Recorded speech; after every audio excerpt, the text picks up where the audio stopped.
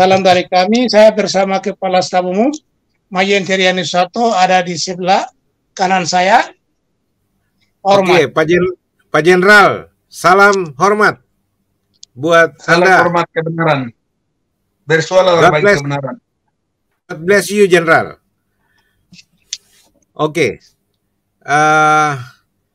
Pak Sebi Sambom. Nama Anda mirip-mirip bunyinya dengan Ferdi Sambo, jadi ya, Febi Sambom, Anda juru bicara resmi organisasi Papua Merdeka, dan Anda menginginkan supaya Anda juga mendapat hak yang sama dengan semua pembicara di Paradoks Papua. Dan Anda ingin menyampaikan sesuatu yang belum pernah disampaikan oleh pembicara-pembicara Paradoks Papua sebelumnya. Ya, dan itu sebabnya ketika kita berdialog lewat telepon, lewat WA, dan Anda menginginkan supaya Anda diberikan kesempatan untuk membahas politik internasional dengan kaitannya Indonesia-Papua, tapi juga membawa Palestina sebagai paradoks Indonesia-Palestina, Indonesia-Papua. Ya, jadi paradoksal antara Israel yang dituduh menjajah Palestina, ya, dan kemudian dibela mati-matian oleh Indonesia yang ternyata menurut Anda juga adalah penjajah, ya, penjajah Papua, gitu loh. Makanya di situ ditulis NKRI itu penjajah, dan Anda menuntut keadilan buat bangsa Papua, ya, jangan buat standar ganda, ya. Kalau Palestina kan bukan ndak ada kaitan apa-apa langsung dalam kesejarahan Indonesia dibandingkan Papua. Tapi kok Indonesia bela mati-matian, ya, apa yang namanya Palestina, sementara orang Papua yang telah memberikan nafkah, kekayaan, kehidupan bagi bangsa Indonesia itu ditindas begitu rupa, dijajah menurut Anda. Anda dan teman-teman berbicara seperti itu selama ini kan? Jadi ya. Coba Anda terangkan, ya, tentang masalah ini dari perspektif Anda dalam kaitannya paradoks Palestina dan Papua. Nah, tapi sebelum itu kita bahas, Pak Sebi, saya mau tanya dulu situasi dan kondisi Philips Martins yang Anda tawan, yang Anda sandra itu. Bagaimana keadaannya? Baik-baik saja kah? Tidak ada masalah dengan mereka, dan ada beberapa orang yang lain selain beliau yang disandra oleh OPM untuk bernegosiasi. Ya, silakan Pak, dilaporkan dulu yang ini. Silakan Pak. Ya, banyak juga wartawan dari semua media. Mereka menyampaikan kepada saya sebagai juru bicara dari Komando Nasional Tentara Pembebasan Nasional Papua Barat, di mana mereka mengatakan bahwa kalau ada update terakhir tentang keadaan pilot dari Kiwi itu, mohon update. Tapi saya sampaikan bahwa tidak semudah itu. Kami biasa mendapatkan laporan dari lapangan itu 2 minggu, 3 minggu satu kali, dan kita sudah lakukan itu sesuai dengan janji kami kepada wartawan. 2 kali kami sudah mengumumkan video. Itu kan jaraknya 2 minggu. Itu artinya kami kerja keras secara manual, tidak lagi secara teknologi macam kita bicara sekarang ini. Sebab waktu begitu pilot dengan pasukan TPNPP di bawah pimpinan Kodam 32 Brigadir Jenderal Egyanus Poya dan pasukannya, kami perintahkan HP semua dinonaktifkan. Begitu, sehingga kita sekarang kerja manual. Oleh karena itu kami harap pemerintah Selandia Baru, rakyat Selandia Baru, juga warga masyarakat internasional yang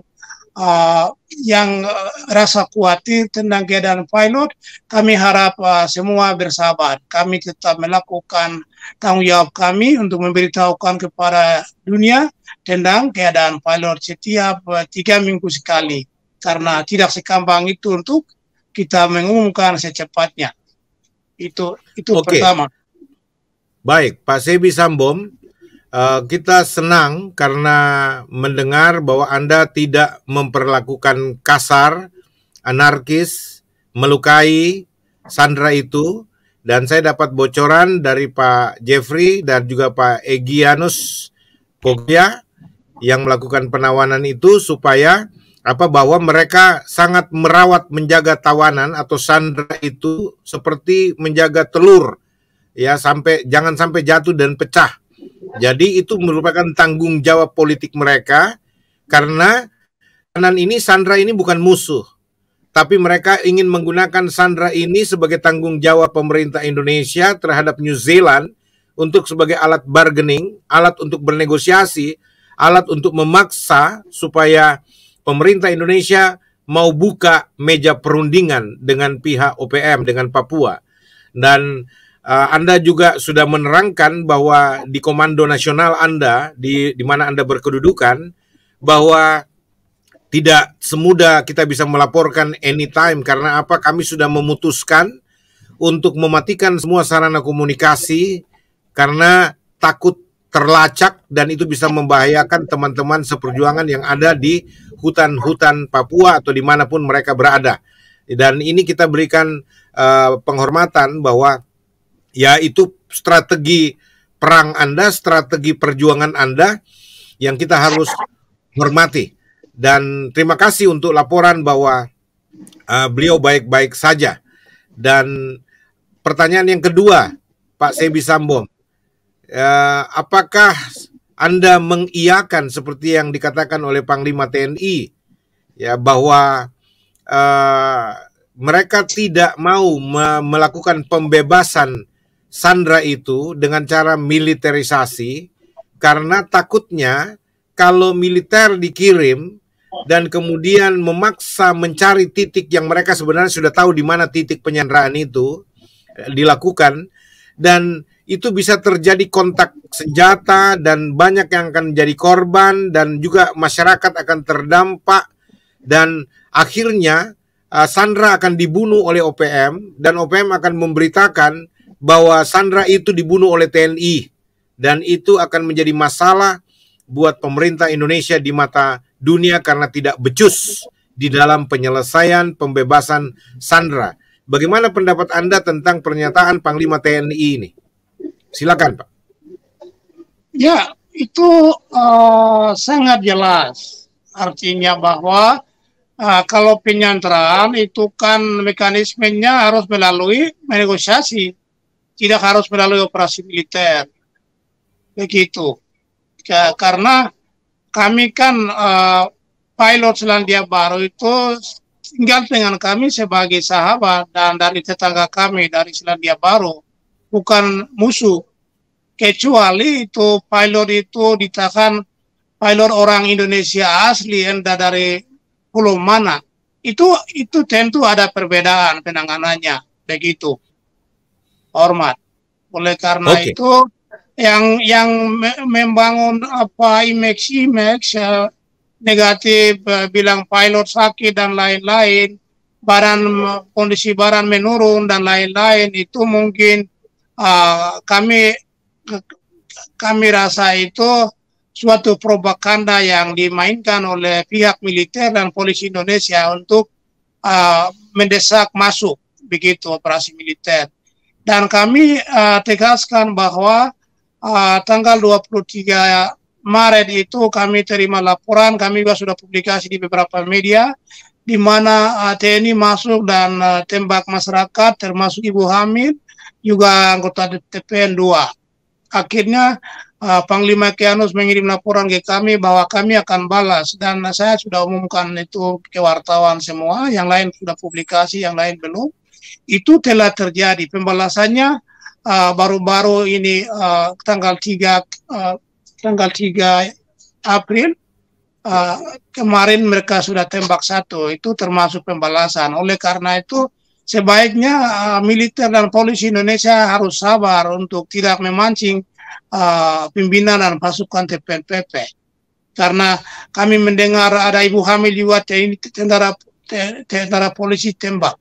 Nah, ini kan perlu investigasi. Maka Pak, dalam video kami minta Komnas HAM ikut turun tangan. Itu artinya Komnas HAM bikin apa? Harus investigasi, begitu. Hormat. Jadi pilot masih baik-baik. Pilot kalau kondisi badan turun berarti itu kan kita makan ubi di hutan, makan pisang. Itu makanan-makanan alamiah. Itu tidak ada efek macam makan ayam kah, makan daging kah yang badan dari gemuk, itu tidak. Itu justru sehat makan makanan alamiah itu. Jadi tidak masalah. Pilot kami bertanggung jawab. Hormat. Oke, ini turut memprihatinkan ya bahwa ternyata apa yang dikatakan oleh Panglima TNI, tapi di lapangan ternyata tidak seperti yang dikatakan oleh Panglima TNI. Menurut laporan dari lapangan, dari anggota Anda yang ada di lapangan, termasuk dari Pak Jeffrey, yang mengatakan bahwa sudah 5 daerah yang dikuasai militer, dan bahkan penduduk kelaparan di daerah-daerah yang dimasuki termasuk Puncak Jaya dan beberapa tempat yang lainnya, itu mereka bahkan mau masuk ke hutan untuk cari makanan. Mereka tidak berani karena ada militer, ada TNI di sana. Dan bahkan dari video yang saya dikirimkan itu, yang saya tidak bisa tampilkan karena saya terancam copyright. Lalu saya melihat sendiri video itu bahwa TNI, Polri itu bahkan memeriksa semua orang yang mereka temui, bahkan ada yang disuruh buka baju untuk memeriksa bawa senjata atau tidak dan sebagainya, dan lalu kemudian masuk di tempat-tempat umum, jalan bergerombongan TNI dan Polri, dan laporan dari orang-orang yang ada di situ memantau mengatakan mereka jadi ketakutan dengan pergerakan militer ini, ya. Walaupun dengan alasan pihak TNI Polri melakukan tindakan keamanan, tapi menurut sumber bahwa yang ditawan kan bukan orang Indonesia yang disandra, dan itu bukan di tempat situ, lokasinya di jauh, dan orang-orang OPM tidak pernah menganiaya atau membunuh masyarakat biasa, masyarakat awam, dan tidak pernah memelukai rakyat Papua, ya, dan bahkan pendatang pun dari Indonesia asal itu orang awam dan bukan TNI ataupun intel militer atau intel Polri, mereka tidak akan ganggu, mereka tidak akan apa-apakan. Jadi tidak ada alasan untuk melakukan semacam antisipasi keamanan yang berlebihan. Bahkan saya dengar terakhir termasuk dari Anda ini bahwa sudah ada yang ditembak oleh TNI warga sipil, ya, dan bahkan ibu-ibu hamil yang ditembak di tempat. Dan ini mudah-mudahan pemerintah mendengar dan langsung mengadakan investigasi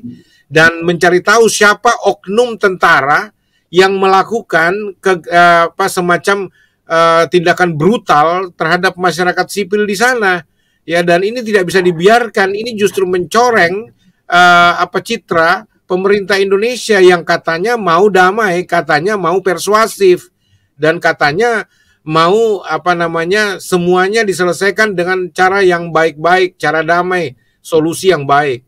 Nah, itu sebabnya mudah-mudahan apa yang dikatakan Pak Sebi Sambom ini bisa didengar oleh semua. Dan dari awal kita juga inginkan bahkan Jenderal ada satu mantan kepala BAIS kita, Pak Soleman Ponto, itu mengatakan jangan ada militerisasi di sana, harus ditarik militer dari Papua.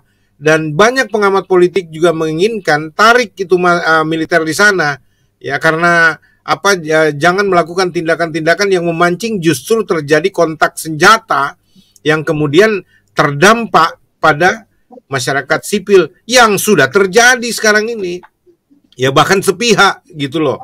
Jadi kira-kira seperti itu, Pak, dan kita cukup prihatin ya, Pak Sebi Sambom. Dan saya juga berharap bahwa tolong teman-teman OPM juga menahan diri, jangan lalu kemudian terpancing emosi lalu melakukan gerakan-gerakan yang anarkis dan juga akan mencoreng misi perjuangan Anda yang mulia. Jadi tolong sama-sama saling menjaga diri. Saya juga menghimbau kepada pemerintah Republik Indonesia, TNI Polri untuk menahan diri karena ini masalah kemanusiaan, ya. Semuanya bisa diselesaikan dengan dialog, dengan berunding, dengan baik-baik saja, dengan persuasif. Oke, baik. Ada tambahan lain yang Anda ingin tambahkan, semacam laporan dari lapangan dulu Pak tentang semua ini? Ya, jadi kami mempunyai laporan-laporan itu, kami bertanggung jawab, dan laporan kami itu kredibel dan diakui oleh semua masyarakat internasional melalui media-media kredibel yang kami biasa publikasi. Di mana laporan-laporan kami itu dari daerah mengirim ada berapa pelanggaran yang militer dan polisi Indonesia lakukan. Yang satu, mereka bilang anak kepala suku TPN OPM bunuh, Egyanus bunuh. Itu dalil propaganda murahan untuk penipuan publik oleh militer dan polisi Indonesia yang bertugas di Papua. Kemudian yang kedua, dari Sina itu tentara yang tembak masyarakat. Akhirnya TPN turun balas tembak satu, mayat dikirim ke Jawa itu, ke Jawa, ke Sumatera, ke Sumba itu. Jadi ini terjadi. Kemudian yang ketiga itu di Ilaga mereka bakar rumah dan tembak anak yang umur 21 tahun itu pemuda biasa. Tapi mereka bilang itu tembak TPN, baru mereka pamer-pamer di video. Itu kan orang Batak yang jahat itu yang bikin itu. Orang Batak itu dia bilang horas. Horas itu kan bahasa Batak, itu saya tahu. Horas itu maksudnya salam tuh. Begitu. Jadi maksudnya tentara itu orang Batak yang pamer-pamer orang yang mati itu ditembak, anak muda yang dibilang OPM, yang dituduh OPM. Itu dia bilang horas. Horas kan di video itu kan orang Batak. Saya kan tahu bahasa Jawa, bahasa Batak, semua itu saya tahu karena saya dulu kuliah di Yogyakarta. Begitu. Aduh. Ya. Tapi kan betul itu. Maksudnya ini kan fakta. Kami bisa membuktikan kepada hukum internasional. Ini kan fakta-fakta yang kami mengumpulkan data, dan saksi-saksi di kampung kami juga akan mengatakan hal yang sama. Jadi pembohongan publik yang dilakukan oleh militer dan polisi Indonesia, mereka mengirim laporan ke Jakarta itu supaya Jakarta akui mereka dan mereka naik pangkat cepat begitu. Ini kan kurang ajar. Jadi yang namanya teroris itu real teroris is Indonesian military and police. Jadi saya biasa menulis laporan ke wartawan bahwa pasukan teroris yaitu militer dan polisi Indonesia. Begitu. Jadi yang Mahmud MD bilang OPM teroris is nothing. Itu tidak mungkin sama sekali karena PWW tahu kami berjuang untuk hak penentuan nasib sendiri, itu bukan baru. Ada sejarahnya, latar belakangnya. Bukan teroris itu begini, kecuali kami datang serang di Manado sana, masjid-masjid di sana, macam di kelompok teroris Islam bikin serang-serang gereja, orang ibadah, itu saya banyak saksi. Gereja katedral di Jakarta juga mereka pernah bom, itu saya ada di sana. Itu yang namanya real teroris, termasuk TNI Polri itu real teroris. Kami bukan teroris, kami itu freedom fighter. Kami kan dalam fungsi-fungsi hukum perang humaniter internasional itu namanya itu self defense. Jadi kami kan self defense, membela diri. Maka sekalipun kami bunuh intel-intel yang menyamar sebagai pegawai buruh dan lain-lain, itu akan dibenarkan di mata hukum internasional. Kami siap. Pimpinan TPN itu kami berani, kami siap diadili. Kami bisa bertanggung jawab, adu argumentasi di sana bahwa kami self defense. Kalau kami tidak membela diri, Indonesia kan bunuh kami, kasih habis, dan mereka mengakui tanah kami itu milik orang Indonesia dari Jawa, Sumatera, dan Sulawesi, Kalimantan, dan lain-lain. Itu jangan sampai terjadi, TPN bangkit dan lawan. Jadi, sorry, Pak Sebi, jadi Anda menolak kalau Anda dilabelisasi sebagai kelompok kriminal bersenjata dan teroris yang dikatakan oleh Pak Mahfud MD, dengan alasan kalian tidak sama seperti orang-orang yang mengatasnamakan agama, ya, boleh dikata kalangan Islam ekstremis, ya, yang tidak semua orang Islam, ya. Kita bicara ada segelintir orang-orang yang mencatut nama agama, berjuang atas nama agama, lalu melakukan pengeboman, pembunuhan, pengerusakan gereja, dan lain sebagainya. Itu Anda masukkan kategori itulah yang teroris. Sedangkan OPM tidak pernah mengebom, tidak pernah mengebom rumah ibadah apapun, dan tidak pernah melakukan teror di masyarakat umum seperti itu. Dan Anda hanya semacam orang yang berjuang untuk mendapatkan hak Anda, supaya Anda mendapatkan hak independensi bangsa Anda dalam bentuk kemerdekaan bernegara, berbangsa, bermasyarakat.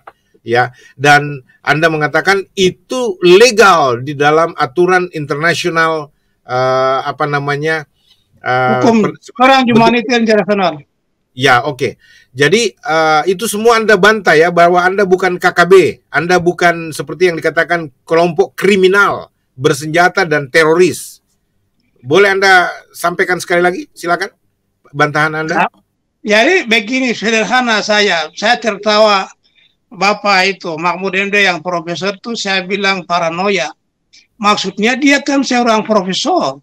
Seorang profesor, that meaning dia itu orang yang profesional, yang punya kemampuan analisis tinggi untuk bisa memahami atau mengumpulkan data, menginvestigasi, menyeluruhnya, baru dia bisa bilang teroris.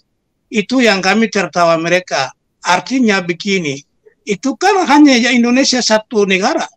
Seluruh dunia kan tidak bilang teroris. Sekarang kan semua media dunia kami yang kendalikan.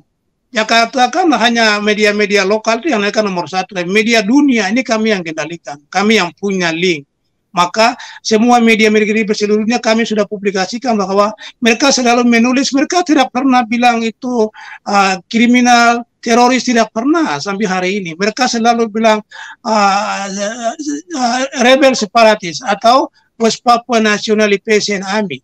That meaning Tentara Pembebasan Nasional Papua Barat sudah sangat jelas, itu very clear, begitu, sangat jelas. Jadi kami tertawa Mahfud MD dengan tentara polisi Indonesia yang kurang pengetahuan. Kami sayangkan mereka. Sekarang begini, buktinya Perserikatan Bangsa-Bangsa berdasarkan laporan dari UN expert. Expert itu bahasa Inggris, bahasa Indonesia itu pelapor khusus orang-orang profesional. Begitu. Mereka melaporkan itu, PBB kan sudah publikasikan secara resmi melalui official website dari United Nations itu pada tanggal 1 Maret tahun 2022.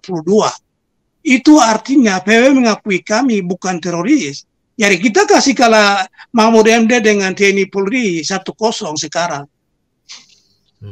Oke. Jadi kami tertawa dulu. Pimpinan politikus dan Jokowi dengan TNI Polri yang menstigma kami teroris itu. Kami sudah kasih kalah. 1-0 sekarang. Sampai ke internasional kami siap. Oke.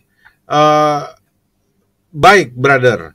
Ya, kita cukup lega mendengar kalau Anda sendiri tidak pernah mendahului dalam membuat provokasi, lalu kemudian Anda melakukan anarkisme terhadap masyarakat awam, ya, dan Anda tidak pernah melakukan hal-hal yang seperti melukai atau membunuh saudara-saudara orang Papua sendiri ataupun pendatang yang non Papua yang bekerja di sana, ya, selain yang Anda anggap adalah musuh yaitu TNI Polri dan para intel-intel yang menyamar menjadi pegawai lah atau apalah dan sebagainya. Nah, pertanyaannya, bro, dari mana Anda tahu yang Anda bunuh atau yang Anda lumpuhkan itu adalah intel yang menyamar dan bukan masyarakat umum atau pendatang biasa yang bekerja mencari kehidupan di sana? Apakah Anda punya kriteria intelijen? Ya, kami bertanggung jawab begini. Sederhana saja. Dari tahun 2000 sudah 5 tahun terakhir itu kami sudah mengumumkan bahwa orang imigran, orang non asli Papua, bukan indigenous itu silakan tinggalkan wilayah perang. Wilayah perang itu kami sudah sebut. Sorong, Maibrat, Puncak Jaya, Puncak Papua, Indan Jaya, Nugama, dan Yahukimo, Pegunungan Bintang. Jadi kalau dia tidak tinggalkan wilayah perang dan masih tukang ojek di sana, apakah masuk akal tukang ojek bisa masuk sampai tempat orang pegang senjata? Bisakah masuk akal? Itu satu. Yang kedua, apakah orang-orang Papua ini pergi tukang ojek di Sumatera, di Kalimantan sana sampai masuk hutan cari emas? Adakah? Tidak. Jadi kami lakukan fungsi, kami bertanggung jawab itu begini. kita lakukan fungsi hukum perang humaniter itu adalah sebelum perang kami sudah mengumumkan jauh-jauh sebelumnya, silakan tinggalkan wilayah perang karena kita tidak main-main. Kami perang ini revolusi tahapan akan disambung dengan revolusi total untuk merebut kemerdekaan, itu kami tidak main-main. Kalau orang imigran Indonesia tidak kepala batu tinggal di sana, kami anggap mereka bagian daripada Indonesian Security Forces. Itu artinya pasukan keamanan Indonesia. Pasukan keamanan Indonesia itu umum. Artinya di situ ada intel, ada BAIS, ada mata-mata, semuanya. Ada infiltran. Oke, itu. tahan dulu Pak Sebi. Kameramen tolong tangan Anda itu menghalangi kamera. Jangan sampai ya itu oke. Ya seperti ini. Tahan seperti ini aja Pak, ya. Posisinya seperti ini tolong. Supaya tidak terganggu pandangan terhadap Tuan Sebi Sambom. Oke, sorry sir. Jadi yang Anda katakan Anda bertanggung jawab kalau melakukan semacam pelumpuhan soal intel mata-mata sampai membunuh mereka kalau mereka terindikasi betul-betul adalah intel, agen mata-mata ya dari pihak keamanan. Untuk apa? Untuk mencari kelompok OPM dan membunuh mereka, ya. Dan Anda sudah punya indikasi-indikasi itu dan salah satunya Anda tunjukkan bahwa tidak mungkin ada seorang yang katanya ojek di Papua yang ngojek sampai masuk ke hutan-hutan lalu kemudian untuk mencari kalau kedapatan dia bilang mau cari emas, ya. Padahal sebenarnya dia sedang mencari tahu posisi-posisi di mana tempat persembunyian orang-orang OPM. Dan tidak mungkin tukang gojek mau urusin yang begitu-begituan. Sehingga itu sebabnya Anda langsung buat keputusan bahwa ini mata-mata. Dan kalau dia melawan, Anda lumpuhkan, bahkan Anda bunuh di tempat. Kira-kira begitu ya, yang tadi Anda sampaikan? Itu masuk akal dan legal. Itu sudah cukup jelas. Kami tidak akan bicara banyak. Oke. Baik. Nah, Pak Sebi, sekarang saya ingin beralih ke pertanyaan dalam konteks politik internasional yang Anda tuduh NKRI itu memasang standar ganda yang bahkan sebenarnya tidak layak untuk dilakukan oleh Indonesia terhadap Palestina, ya, karena itu melanggar Mukadimah pembukaan Undang-Undang Dasar 1945 yang selalu Anda sebutkan kepada saya dan teman-teman lain juga, ya, bahwa di Mukadimah Undang-Undang Dasar 1945 NKRI ini yaitu bahwa penjajahan di muka bumi ini harus dihapuskan, ya. Dan coba Anda terangkan gaya versi Anda berbicara tentang kalimat itu yang Anda selalu kutip untuk mengatakan bahwa ini yang dilakukan Indonesia, ya. Dia menyerang Israel untuk melobi kepada PBB supaya Israel menghentikan sifat invasi dan penjajahan terhadap Palestina. Tapi Indonesia tidak pernah sadar bahwa mereka sedang menjajah orang Papua. Silakan Anda sampaikan sendiri. Ya, ini kami kritisi masyarakat Indonesia dan juga pemerintah. Artinya begini, masyarakat juga masih belum mengerti juga tentang dunia ini, tentang undang-undang sendiri. Undang-Undang Dasar 45 kami masih kecil itu di kampung itu saya tidak tahu bahasa Indonesia. Bahasa Indonesia saya paksa belajar. Bahasa Indonesia ini kami pakai bahasa daerah itu guru pukul kami harus pakai bahasa Indonesia begitu. Sama juga Pancasila itu suruh hafal, kita hafal di otak sampai hari ini. Pembukaan Undang-Undang Dasar 45 alinea pertama, kemerdekaan itu ialah hak segala bangsa. Maka oleh sebab itu, penjajahan di asalnya harus dihapuskan karena tidak sesuai dengan biri kemanusiaan dan biri keadilan. Wah, kalau begitu kenapa Indonesia ya orang Papua? Berarti melanggar konstitusinya. Jadi kemarin semua politikus Jakarta bilang, Israel kami menolak tim Israel masuk itu karena konstitusi. Itu lucu. Kasihan orang-orang pemerintah ini. Mereka orang-orang yang pikiran kuno, yang dulu punya. Jadi masih pertahankan dengan pikiran-pikiran kuno. Kalau kami harap generasi muda orang Indonesia yang progresif, yang inovatif, yang sekarang ikut perkembangan teknologi dunia, sebaiknya otak-otak jiwa-jiwa mereka harus berubah. Begitu. Artinya, jelas-jelas kalau dia bilang menolak Israel karena berdasarkan konstitusi 45, maka dia melanggar konstitusi ini untuk menjaya orang Papua. Mereka jaya kami selama 61 tahun dan membunuh kami selama 61 tahun. Ini kan luar biasa, luar binatang ini. Itu yang sebabnya saya selalu menulis dalam semua laporan kirim ke wartawan itu pasukan teroris, yaitu TNI Polri serang markas TPN. Ya, because ini teroris itu adalah TNI Polri. Karena datang teror orang Papua, bunuh, siksa, mutilasi, perempuan diperkosa dari tahun 63 sampai hari ini masih berjalan. Orang-orang kami dibunuh, mayatnya bakar dan buang di kali di sana. Ini kan fakta. Ini bukan main, ini bukan manusia nih orang Indonesia, tentara polisi Indonesia nih. Ini binatang. Saya biasa bilang manusia yang berwatak binatang itu mereka. Hormat. Kami tidak main-main. Ya, oke. Jadi, maaf, saya tambah dulu. Jadi maksud saya, Indonesia kalau mendukung Israel, berarti malu dong. Tidak tahu malu itu namanya orang Indonesia itu. Masyarakat sampai pemerintahan tidak tahu malu.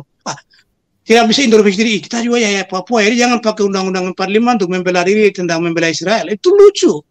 Politikus yang lucu. Aneh di dunia ini. Begitu. Karena begini. Karena Israel itu, saya itu baca Alkitab dari kecil sampai saya besar. Dari Alkitab itu saya pernah baca banyak dan saya melihat sejarah-sejarah itu, maka kota Yerusalem, Bethlehem itu semua punya Israel. Kota-kota masuk di bawah Israel. Jadi begini, itu urusan Palestina dengan Israel lah, bukan kita sibuk dengan mereka. Dan juga Indonesia bilang Amerika tidak mau mendukung Palestina, mendukung Israel, PBB. Dunia ini tidak sebodoh itu, mereka bukan buta, mereka tahu. Dalam nabi-nabi sampai raja-raja itu semua sudah terjadi di Timur Tengah sana, sejarah-sejarah. Saya mau kasih tahu, kalau orang bilang Abraham itu dari mana? Itu di tanah Urukasi. Urukasi itu di mana? Itu di Irak. Di Irak. Jadi Sungai Efrat dan Tigris itu bukan di Israel, itu di Irak. Jadi sejarah-sejarah agama ini jangan putar balikan. Artinya Abraham punya anak dua itu yang dia Ismail ke Urukasi dan di sanalah dia diusir ke Arab. Dari sanalah mereka bikin agama Islam. Jadi semua Timur Tengah lawan Israel itu hanya sentimen politik itu, sentimen hak sulung, kehilangan hak. Itu saja kalau orang mengerti sejarah dunia ini. Kami paham sekali begitu. Jadi saya tidak suka fanatik agama juga. Islam Kristen kami fanatik jangan, biasa saja. Itu orang punya hak untuk menganut kepercayaan masing-masing. Jadi Islam fobia, Islam radikal. Itu yang mensoreng nama baik Islam juga, ya, Indonesia juga, dunia juga, begitu. Makanya Amerika, Australia mendukung pemberantasan teroris, lalu mereka bilang kenapa HAM tidak bicara. Jadi Amerika, Australia, mereka itu tidak sebodoh itu Eropa. Mereka tahu bahwa mereka sudah klasifikasi bahwa teroris itu yang tadi saya sebut. Kalau kami itu bukan teroris. Kalau teroris itu yang pergi bikin bom gereja tempat orang lain. Itu kami tidak pernah. Kita berjuang, kita tanah sendiri untuk membela diri. Disitulah hukumnya. Kami bisa membuktikan dia hukum internasional. Hormat. Oke.